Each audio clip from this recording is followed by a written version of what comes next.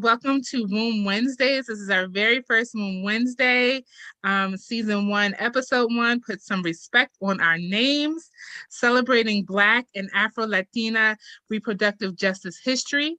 My name is Rodney, and you are here with us on Womb Wednesdays.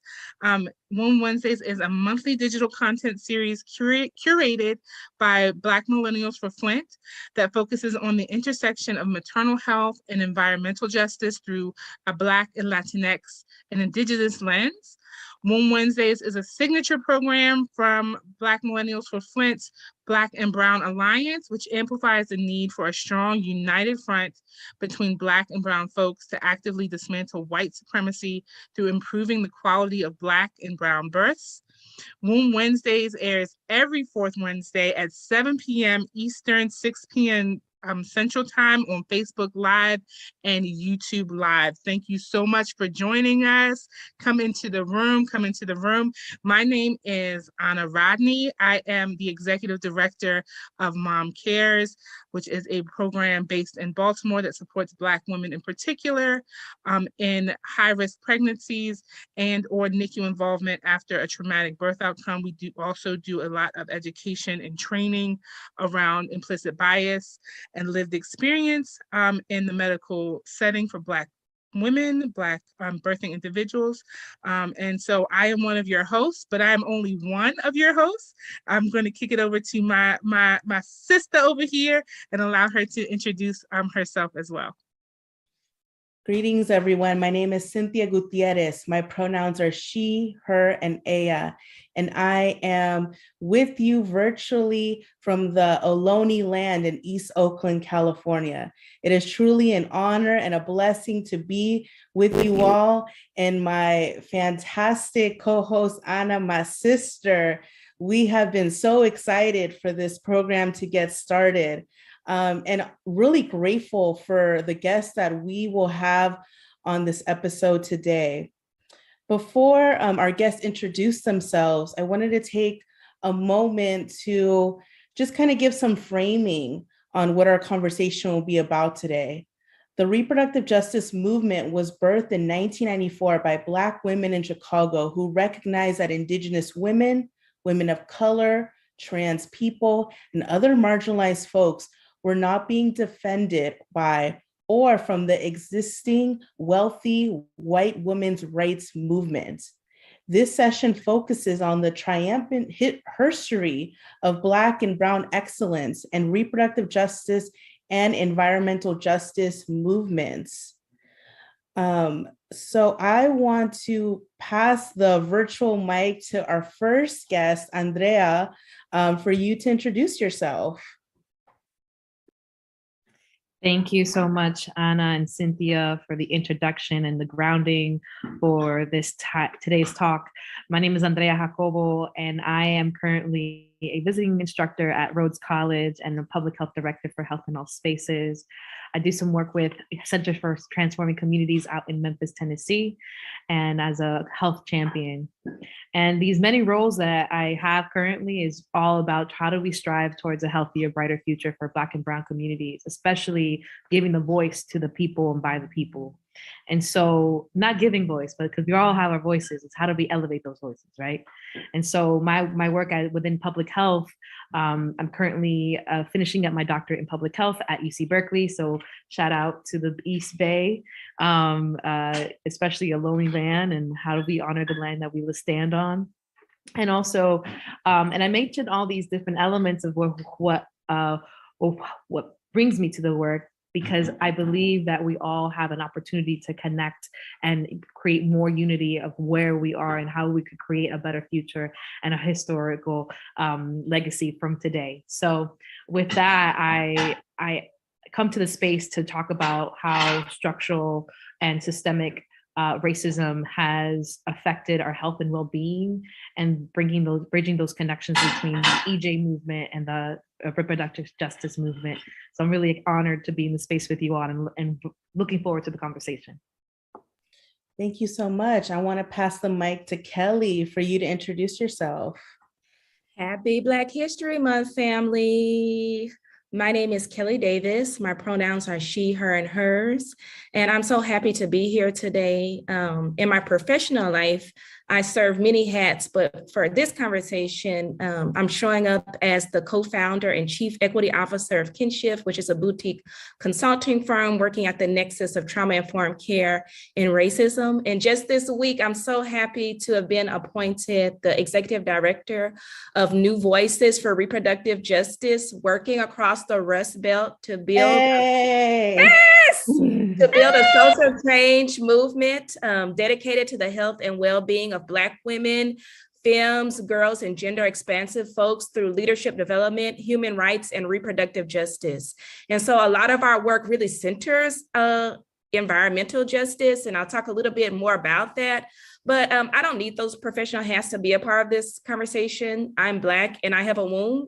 And so I'm here to show up for Womb Wednesday and show how my life experience, coupled with my professional experience, really gives some insights for how the environmental advocacy needs to shift to better support melanated people who can birth. This is so incredible to have you both in this conversation with my sister and I. I will say this, I was hella excited to introduce you all that I didn't even introduce myself. So I'm gonna take a quick moment to say, again, my name is Cynthia Gutierrez. My pronouns are she, her, and ella. I wear many hats, but the ones that I have on today as a reproductive justice activist, a full spectrum doula, cultural strategist, abortion storyteller. But my favorite role of them all is being a first-time mama to a 10-month-old baby. And like Kelly was saying, I got a day job in program management and OBGYN, all that good stuff. But we come with all our roles and all our lived experiences, and we're here now. And so excited. I would love to pass the mic on to Anna. Yes, and in my excitement, so we can tell this is our first time. We're just so excited to be here. I did not shout out the ancestral land that I am sitting on right now, and I am on the ancestral land of the Piscataway people.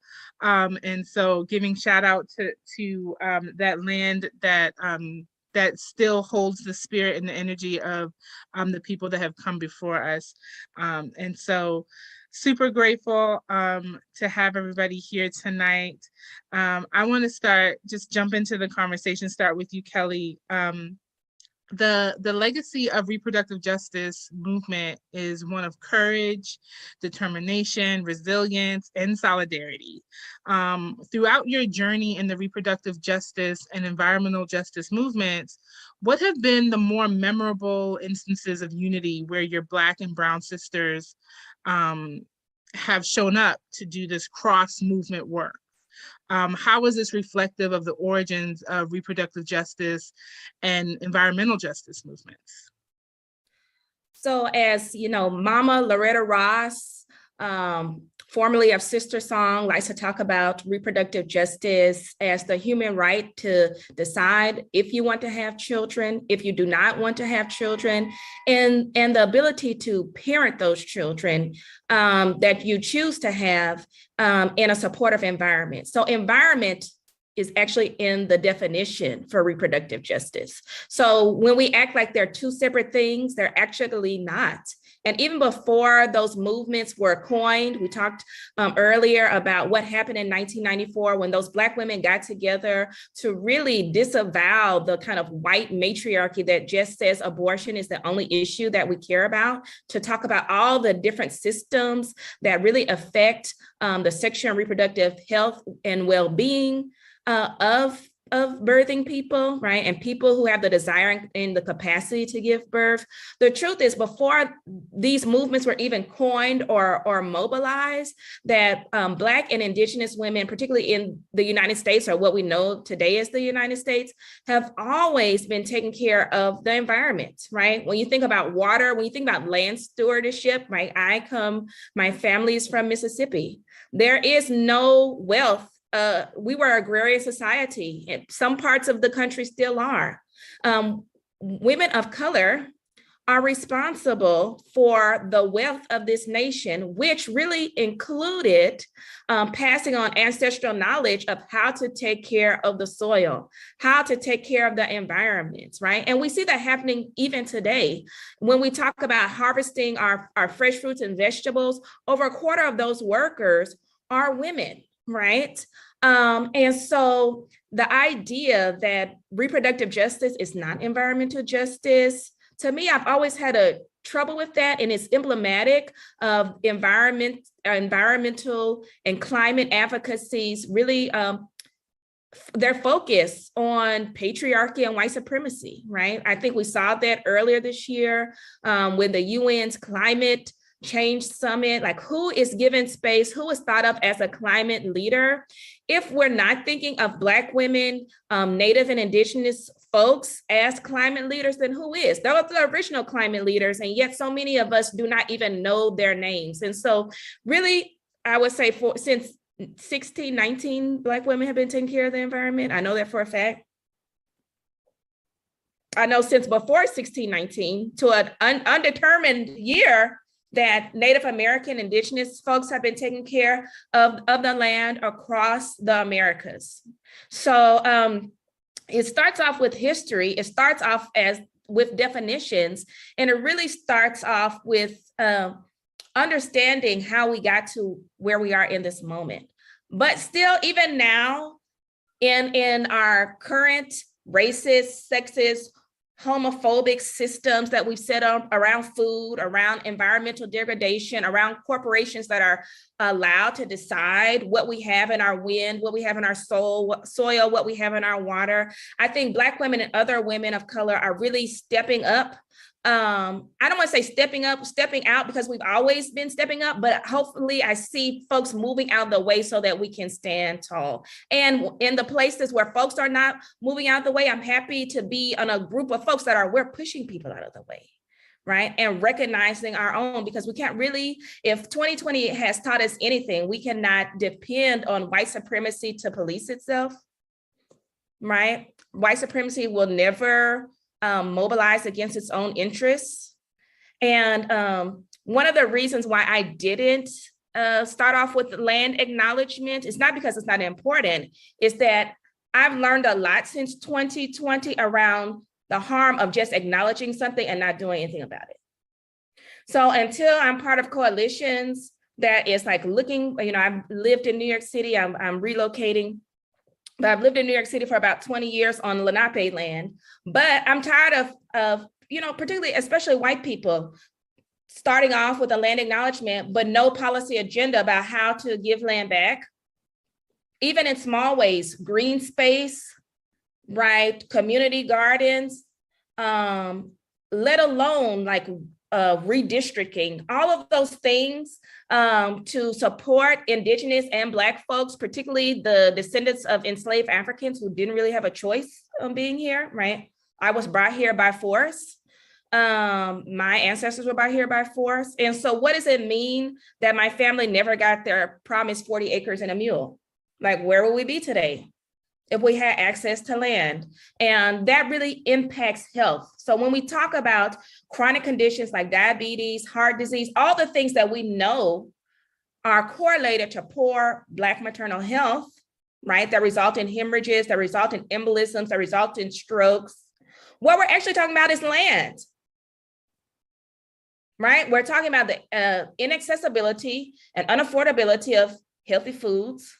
We're talking about the inability to be in clean spaces, right, for leisure and community building, right? So all of these things are environmental issues. And so to me, reproductive justice is environmental justice.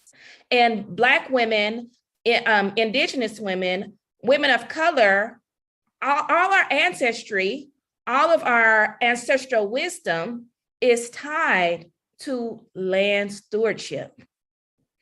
And any kind of suggestion to the contrary is really only due to the infection of like patriarchal, white supremacist, heteronormative, xenophobic rhetoric. Mic drop.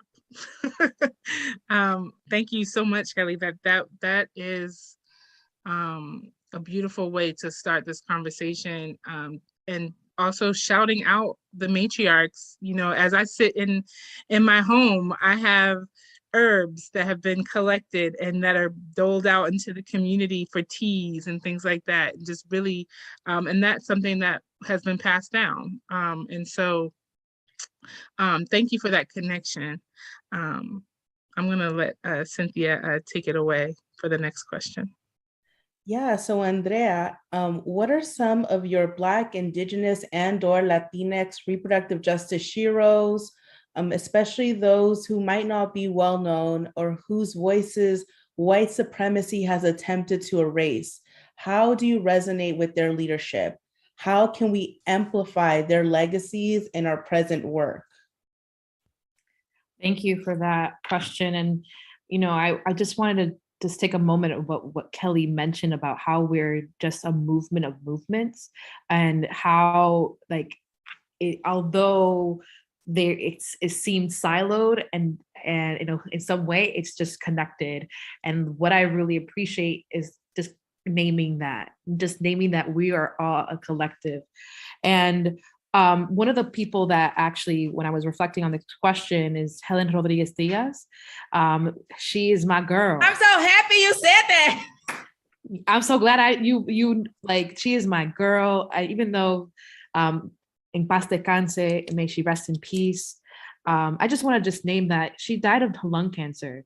And even with women in the movement, they are dying earlier than they needed, than they should, because of not natural causes, but environmental causes on the physical body and the stress. So just seeing connection of how the environment is really important, even with our leaders that move us, they're affected by the ways in which our system is created. And so I start with like Helen Rodriguez Diaz because of the way that she was able to mobilize communities across different ethnicities. She's from Puerto Rico. She was in 1970, when the Young Lords took over South Bronx Hospital. She was one of the pediatricians there, working from the inside, and was named later as someone over the pediatrics department at Lincoln Memorial Hospital. And that was just one of the things that she was able to do. Even within that same time period, there was this over sterilization of women, Puerto Rican women and Black women and African American women, that were being sterilized without their consent. And so that right there, even having the choice to be able to have a birth, or have someone, or be a mother, that right there, what she was able to do, along with mobilizing different people from different communities, was led to the Committee for Abortion Rights and Against Sterilization Abuse. And even within the movement, there was still some resistance with the women's movement, connected to what you just mentioned, Kelly, about even the centering of white supremacy, even when they were striving for the same rights as women, just by being women. But when we're talking about about gender, sexual orientation, even race, that is shifted. And one of the things I really appreciated about Helen Rodriguez, that she was a fighter. She was an advocate, and she did it in a way that really brought community together. And that's just one of the people that in history, what I'm really encouraged by is the people right now, the people who are doing Speak on it. That is who I'm inspired by, especially within like the last year in República Dominicana. Women, queer, BIPOC, queer, trans, all type of women, or women providing or birthing people, came together to talk about the causales se van, or causales van, which are the three causals to add to against the current rule of how anyone in Dominican Republic, if they decide to abort their child, there's a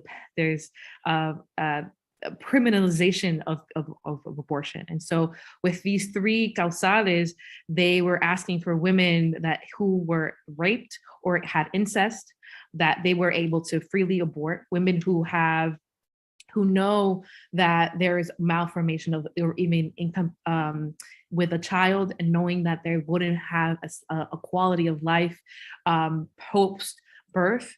They're also unable to abort, or even if there's danger of death of the women, because we understand that there's a lot of femicides within those countries. So we understanding that the movement that we have right now have been tough, the movements from before. And so those are the people that I'm really inspired by, the current movement. And that's just one to name, because we're all connected globally. And so, those are some of the people. I'm really curious to know, Kelly, who you were inspired by, because the fact that you got excited by Helen Rodriguez-Diaz, we can talk about all day about Helen. I love her. Well, we certainly can talk about Helen all day. And, her dreams still have not been realized. I mean, in 2020, women were still being sterilized in ICE detention centers, right? During a year when the majority of people that were being held were Haitian American, and the others were from Latin America, right? So high likelihood that they were Black or Indigenous. Yes. And were being sterilized. So the idea that these abuses, that we're living in a post-gender, post-misogyny, post-racial society, is a myth, when these human rights abuses are happening still today. And those are the ones that make the news, right? Because there's a whistleblower or somebody that makes it to a journalist. And what we know is that these things are happening, right? Disrespectful care, disrespect and abuse, folks being prescribed long-acting reversible contraception without understanding what that actually is, folks not being allowed to access abortion. This just last month was the 49th anniversary of Roe v. Wade, which could be its last. That is going to kill Black women, low-income women, gender-expansive folks, immigrant women, undocumented women, right? Our lives are really at stake. And so I'm really holding on to the hope. And right now, for me, along with finding hope from our living ancestors like Loretta Ross to our ancestors that have passed on a lot due to environmental causes, this work can kill you, right? I think about Ida B. Wells and about this Black History Month, I've just been sitting, Audre Lorde, like the people, even Bell Hooks, who did not make it to see us this year, who was not old at all. How many of our sistren do not make it with us, and why, right? And that's the toll of racism and misogyny on the body, gender oppression, in fast ways like homicide for Marsha P. Johnson and Black trans women, to slow ways of like cancer, heart disease. But they rob us. I mean, think about all the brilliance that Bell Hooks could have done for 20 more years, and we were robbed of that. Kelly, something that I was thinking about. It's popping when we all talking at once. Yeah, be in here now. Go ahead, Cynthia. Kelly, something I was thinking about when you were talking is one of the slow, painful deaths that I am just seeing is Black mothers losing their children to police brutality, and the pain of having to hold that and advocating and trying to survive day by day, minute by minute. That is one of those, I think, for folks in our community, the slow deaths that aren't talked about enough. I feel very privileged that I know, and I'm in relationship with Sean Monterosa's two sisters, Michelle and Ashley, here in the Bay Area, and their brother Sean got murdered by the Vallejo police during this pandemic. And so what does it also mean for the mothers and the families that are here just trying to hold on, and a different kind of death, but still a death that I consider a slow one? Well, they're all connected, and this is the beauty of the reproductive justice framework. And I think on the East Coast, nothing crystallizes that for me like the deaths of Eric Garner and his daughter, who died before she was 30, Erica Garner, right? Erica Garner, her whole life changed when the video emerged of her father being choked to death by a police officer for allegedly selling loose cigarettes, right? Catalyzing the catchphrase, "I can't breathe," which Black Lives Matter and adjacent movements have all been using for years as a rallying cry since, right? She died weeks after having her second child of a heart attack, right? A heart attack. Think about not making it to 35 after having your baby and the weathering that Black women experience having to shoulder on and raise children, right? Take care of our siblings, care for our parents and our grandparents, all while dealing with the indignities of our racist systems in education, in policing, in housing.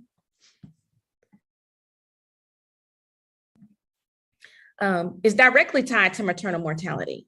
So the idea of reproductive justice, it is tied to our environments. The environments are not just what we breathe. It's like your community violence.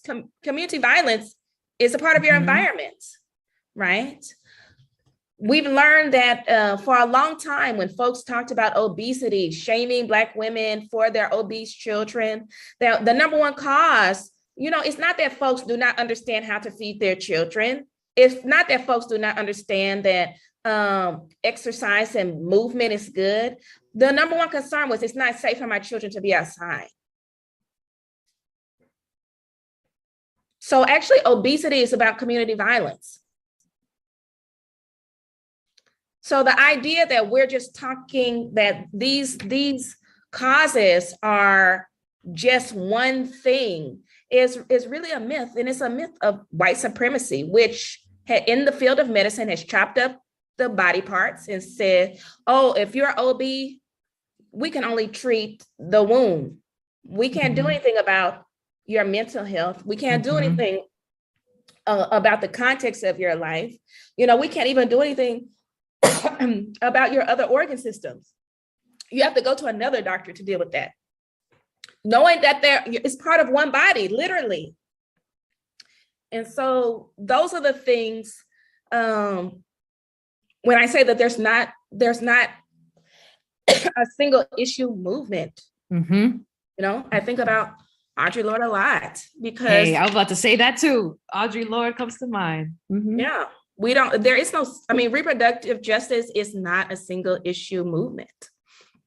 And it's that way because of the brilliance and visionary power of Black women leaders. And just to add to that, I think that's been what you said right there, Kelly, is what has even brought me to this movement, because I started doing work in quote unquote the criminal justice movement prior to this. And, whenever I brought up, women or gender expansive folks or queer folks or trans folks, it was like, no, we don't talk about that here. We don't deal with that here. You're focusing on like men and boys of color, which is like totally valid. And we can hold both things. Like, we can't erase everyone's lived experience. And I think that's what makes reproductive justice at least for me, a human rights framework that I can really devote my life to. Because like you're saying, it's not a single issue. Yeah, and I think to add to the discussion, I think a couple of things are coming to mind that I'm interested in hearing from our guests about. We're talking about the idea of burnout, but like the ultimate burnout, right? Like weathering, which like when I first came into understanding of that concept, I was like, oh, this is what's happening to my body, right? And so I really, that idea really resonates with me, that that we also have to have the conversation that many mothers and parents have to have about putting on your oxygen mask first so you can maintain, right? And so the movement is losing people because we are pushing the movement. Stress on the body. I'm a Reiki practitioner, among other things. I'm in my holistic practice, and I talk to my clients all the time about the influence of stress on the body and how stress manifests first spiritually, right? Emotionally, in a space that we can't see or touch, and then it manifests physically. And by the time it manifests physically, we have a longer road to correcting that, right? And so my question as the resident hippie is, how are you taking care of yourself, right? Like I see Kelly sipping on her tea, but like, are you meditate? Like what is your meditation practice? And it's something, even as a practitioner, that I have to remind myself of, because I have a 10-month-old as well. Me and Cynthia found out we were pregnant at the same time, at the same exact time. We So even I have had a our 10-month-old virtual baby shower together. We did. That's beautiful. But I have a 10-month-old and a 7-month-old, and they're both boys. And my firstborn is a spirit baby, so sweet and gentle and caring. And my second one is a solid rock. But I am afraid. I am terrified, especially because I can already see the way people are interacting with my baby boy. Oh, he's heavy-handed, he's hard, he's tough, he's a big boy, he got an attitude. And I'm like, he's 10 months old. And so understanding the desire to put those names and titles on Black boys is also terrifying as a mother who's doing the work, who understands that I could have died. I almost died with my first. I definitely could have died with my second. Having to process and hold that, and then also have to process that even after I could do everything right, and they could still be taken away. And so I'm kind of meshing the two things that are happening in my head right now, but like that requires me to be balanced and to take my time and to have that revolutionary rest that I was talking about earlier, where it's like, oh no, I'm having a rough day. Y'all gonna have to wait till tomorrow. So my question is, how are we taking care of each other? How are we taking care of ourselves? Because that is something that we know is important as far as making sure that we remain a part of this movement. That is a beautiful question. And Kelly, I don't know if you have any thoughts to share first. I can jump in and ask and answer the question. So that's something, taking care of myself is something that is hard for me, because I give until I reach a point. But because of 2020 and the years that the many years we've lived in 2 years, I've had to slow down. And it was to a point that even what was I going to do for myself that also helped me fill other people's cup? How can you give from an empty cup? And I kept thinking about that. And so one of the things that really has helped me is yoga and meditation. And, it's the form of yoga that I'm diving deep into the history of yoga and how it is part of the African diaspora. It also part of the Asian diaspora, and how we're unified through this meditative practice, that our ancestors have created these philosophies to pass down for many generations. So that is something that has been helpful for me in the process of taking care of myself. And then one of the things that just being in sisterhood and being in community with other women who are also part of this fight and part of the resistance, the healing resistance, and listening. And one of the things that my sister tells me is like, every time you say yes, you say no to yourself. And so how are you saying yes to yourself? And that's one of the things that I keep telling myself. Because I want to give, I want to be able to be there, but I know I'm not 100% Andrea. I'm not there if I don't replenish myself. It's something that I'm still working on. Rest as sleeping is one of the other things. This morning, I actually had this whole plan. I was wake up early and do all the things and get prepared. And when I woke up, my body was like, nope, you are staying in bed. And I'm very honored, happy and honored and privileged to be able to say, like, I'm gonna take some rest. Because some people don't even have that. So along with me resting, how am I gonna help change systems so that other people can take rest too? So that's kind of like where I am right now. Let's see how I go within the next 6 months, and we'll come back to this conversation of how I'm including self-care in this process. I think this is a hard question for a variety of reasons. One is that self-care, like yoga, like almost everything, has been commodified and used to sell products. Yes. And Audre Lorde was not talking about an expensive candle when she said that self-love is an act of political warfare. She was not. She was not talking about some of these yoga classes that cost $37 if you live in a city to be able to take.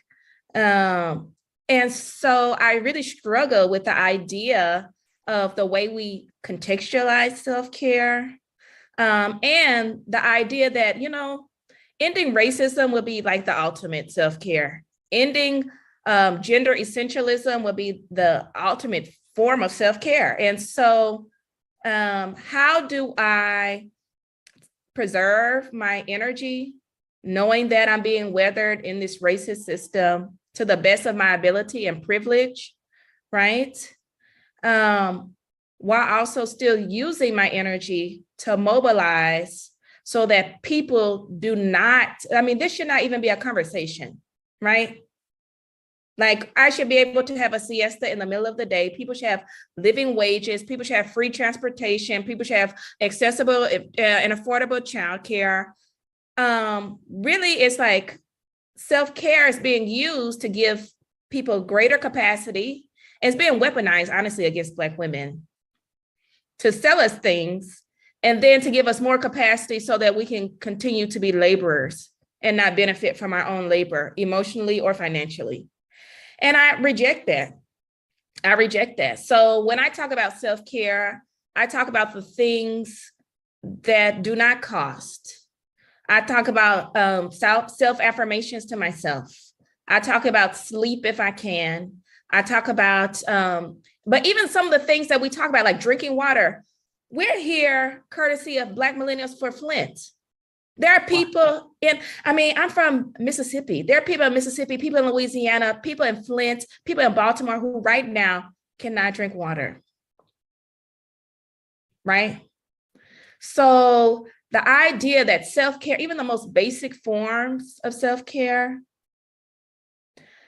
are available to us, they are not in any racist system.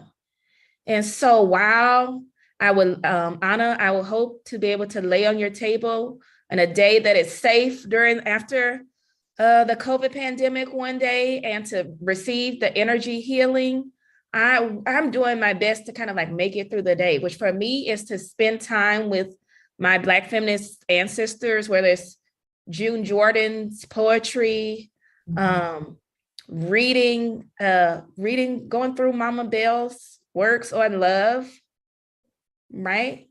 Because that's what Audrey was talking about. Like, what is love as a ethos, as an organizing principle?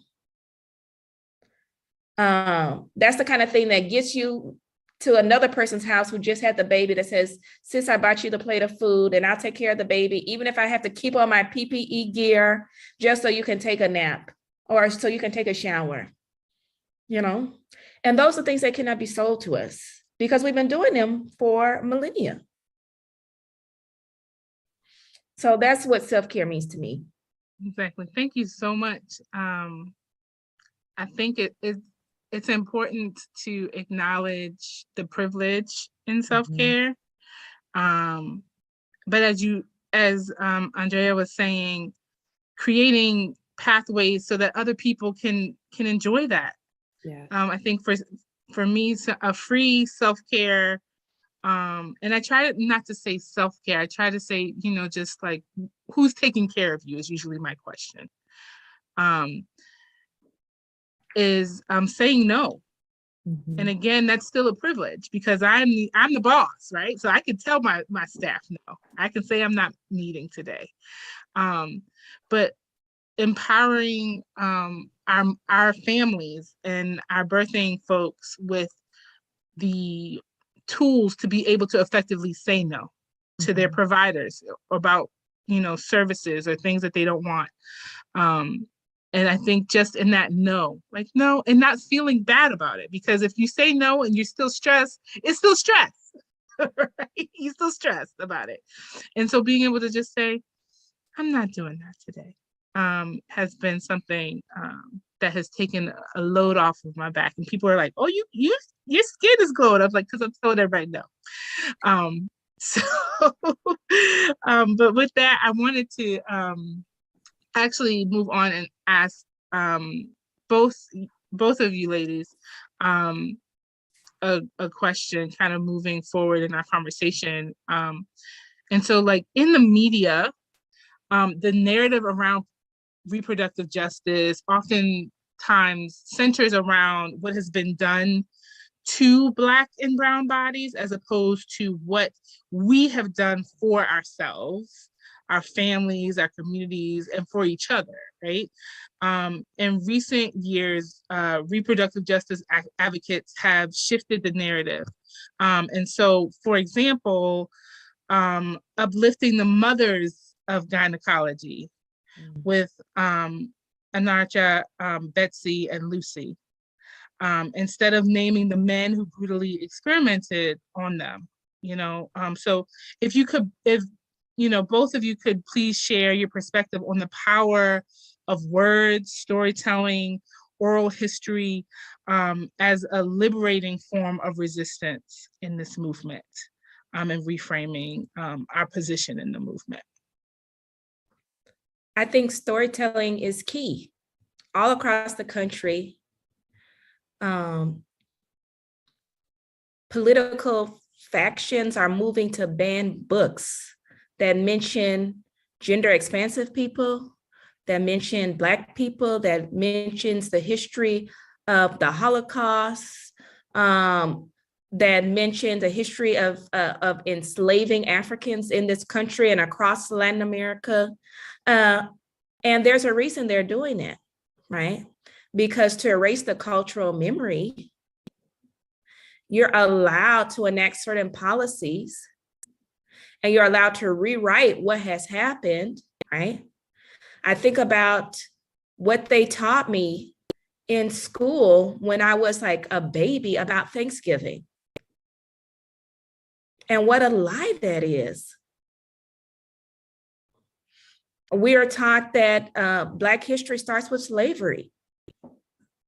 It's really deplorable. And folks are even having a problem with that, right? So as flawed as our history has been, because stories are often told from the perspective of the victor, right? Or of the wealthy or of the powerful, as a tool to marginalize.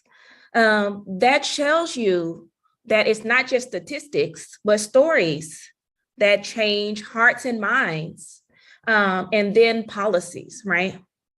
And so the thing that makes me the most excited about my work at New Voices for Reproductive Justice, which blends voter engagement, LGBTQ rights, environmental justice, all in service of reproductive justice, centering the needs of Black women, girls, femmes, and gender expansive folks, is righting the wrong and telling the story of who's actually doing environmental justice work in America, across the nation. Because you would think that it's Greta Thunberg and Al Gore. And they are brilliant, and no one's taking anything away from their organizing power. But if we think that those are the only folks, John Kerry, are the only folks who have been organizing effectively for environmental justice, for the environment, for climate change solutions, then again, that's history being told from the point of view of the powerful, which we know is always, most of the time, a lie, right? It's just how benign is the lie. And we will say that no lie is benign. And so in our work, one of the things I'm really excited about is the Black Women Green Future. Our whole entire national portfolio of our environmental justice work that elevates and amplifies the voices of Black women in the environmental justice movement. And so part of that work, along with the policy agenda and hyperlocal mobilizing around water in Rust Belt cities, in Pittsburgh, doing work in Cleveland, Ohio, is also acknowledging through the Black Women Green Future Awards how many Black women are doing this work across the nation. In every jurisdiction that you can think of, we have Black women being farmers, Black women mobilizing, leading organizations, doing research, linking emergency preparedness and disaster relief to what it means for birth outcomes, right? There is no part of this movement where we are not mobilizing. However, the cultural memory erases us and says that we're not there. Just like it's erased the water protectors across the American plains, right? And so I'm really proud to be a part of an organization that is saying the names and not waiting for people to die to say their names, not waiting for people to die to buy the books, right? Some people just bought their first Bell Hooks book last month, and there's no shame to them, because when we learn better, we do better, right? However, we're saying while people are still alive, while there's still the opportunity to invest in them, their work, their brilliance, right? This is actually the real environmental justice work, because environmental justice, like reproductive justice, was created by Black people,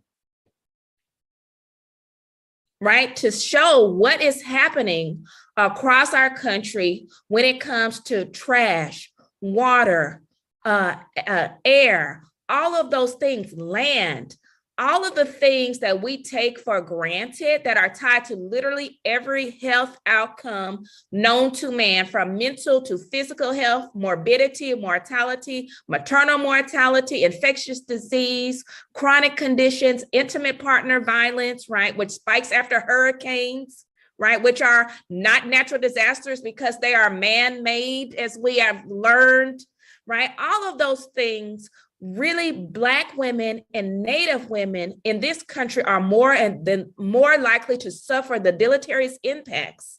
And so we work really hard to amplify the folks who, with oftentimes little money and even less acknowledgement, are working in their communities to really show who has been protecting this land, protecting our waterways since the beginning.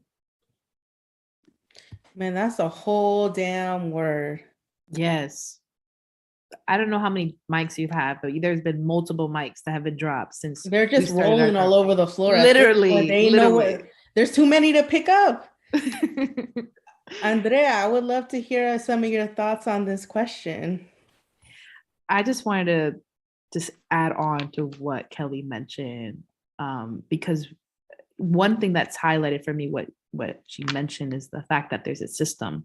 There's been a system where multiple ways in which the narrative have perpetuated and supported this system of oppression that against Black, Indigenous, Latinx folks, especially those who are birthing.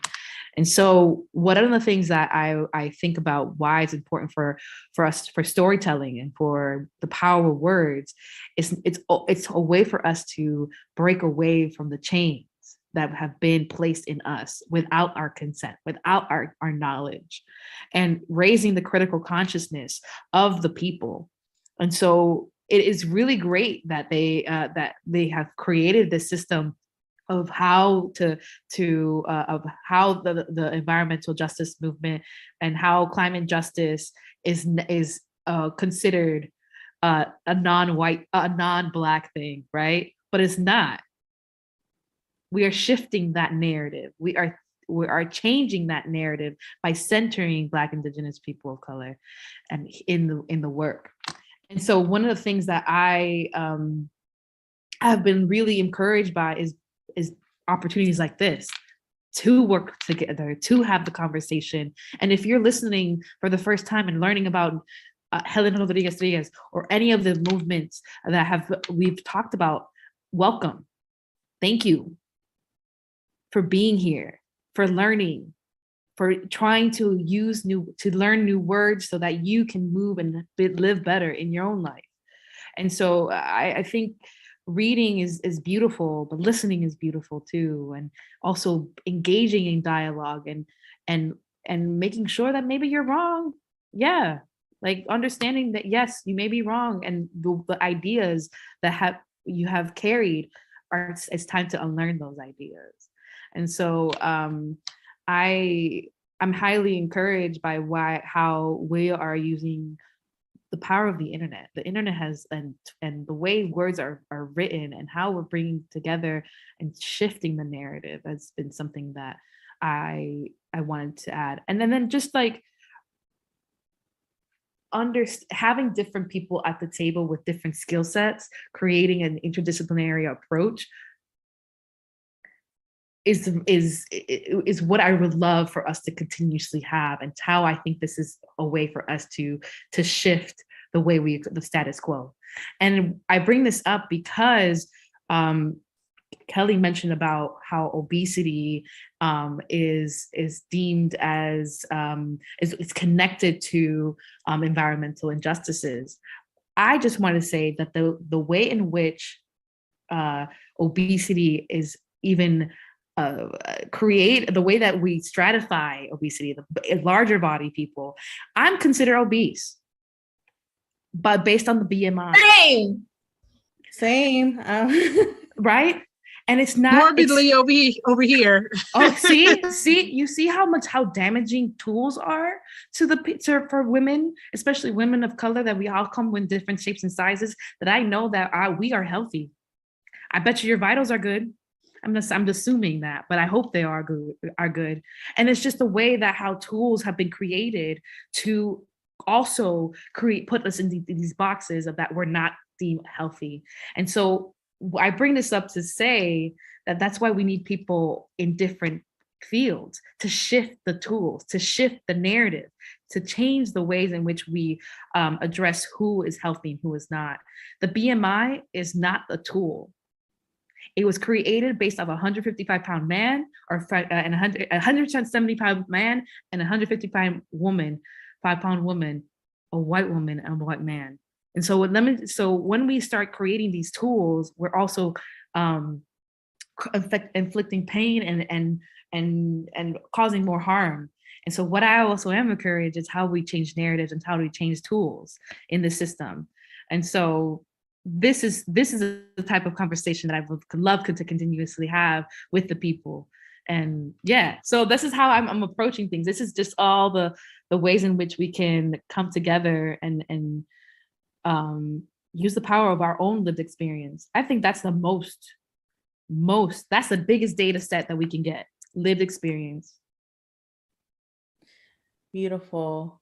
What you both said was so powerful, and this conversation has been incredibly uplifting and hopeful and educational. And as we prepare to close out, what is one piece of advice to give to our viewers tonight to keep the reproductive and maternal health narrative centered on Black, Indigenous, and Latinx birthing people?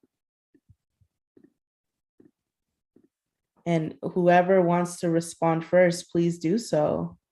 Well, I'll start and say, if you're listening to this and you are a person who is considering birthing, if you're currently pregnant or postpartum, I just want to tell you that you're doing enough. Right? There is, we talked about stories earlier. Some of the stories I realize in the way that they're framed have been traumatizing women of color, particularly those that are Black, particularly those that are disabled, particularly those that are queer. There's nothing about your body that is broken. If Black women were so bad at being mothers, we wouldn't have been having to raise this whole entire nation and taking care of everybody else's babies for free. If Latin mothers were so bad, they wouldn't be taking care of everybody's children for low wages. So your path to motherhood, your path to parenthood, I trust that you're doing what needs to be done. And we can't take the system failing us as our own failures, as parents, as women, as people.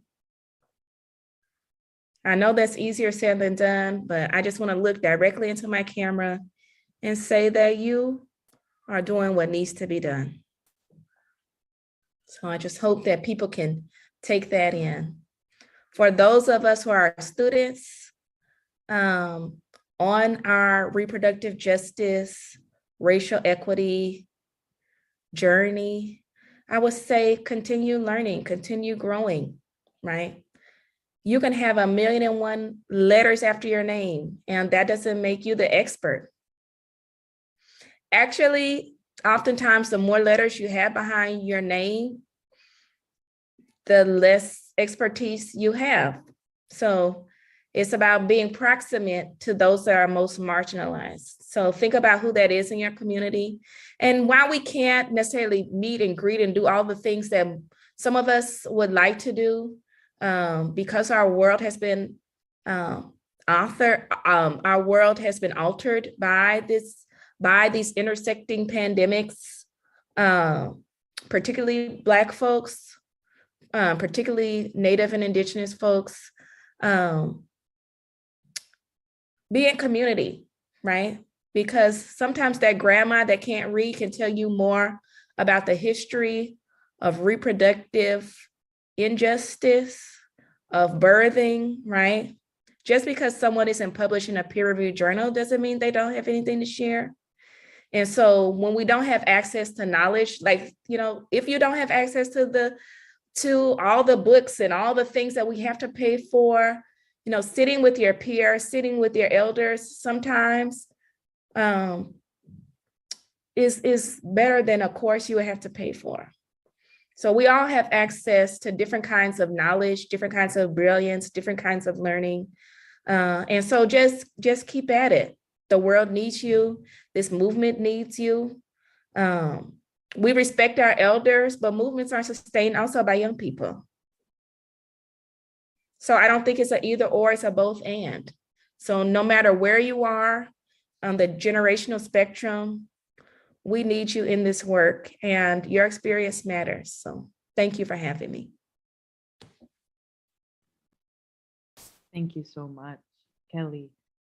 I think you really brought words forward that I can't share what I wanted to share, but you just bring it forward in a way that I really appreciate it. I just wanted to say that I learned so much from this conversation, and one piece of advice is having conversations for everybody. To be able to sit down with people and have that conversation, especially those who are not birthing people. How are you supporting those who are birthing people, especially as we are starting to see more and more ways in which all of this is connected? How are you going? How, these are questions I encourage you all to think about. How are you centering Black, Indigenous, Latina birthing folks? What ways can you bring support and bring and throughout the process? And especially this intergenerational piece that you mentioned, Kelly, is really important. There's so much we can learn from our elders, and there's so much we can learn from the young folks that we see today, because they have some energy that I'm super encouraged about.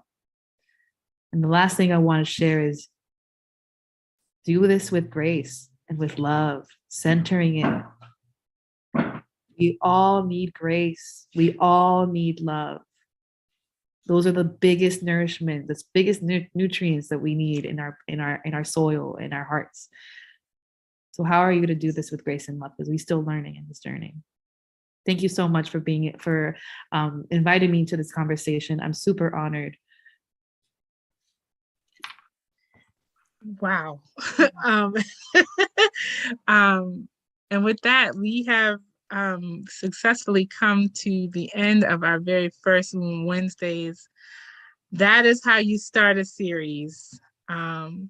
We are incredibly humbled and grateful to have Andrea and Kelly on to join us in this conversation and start with such a call to action, right? This is hard work, working in this movement, working amongst these movements is hard work. And we are so grateful to be able to create this platform so that we can have these conversations and recognize in each episode, step by step, how interconnected we all are, and how powerful that will become as we move forward together in this justice movement, right? Reproductive, environmental, all of the justices together, connecting and being real and honest about those things that have brought us to these disparities and the fact that we need to have movements, right?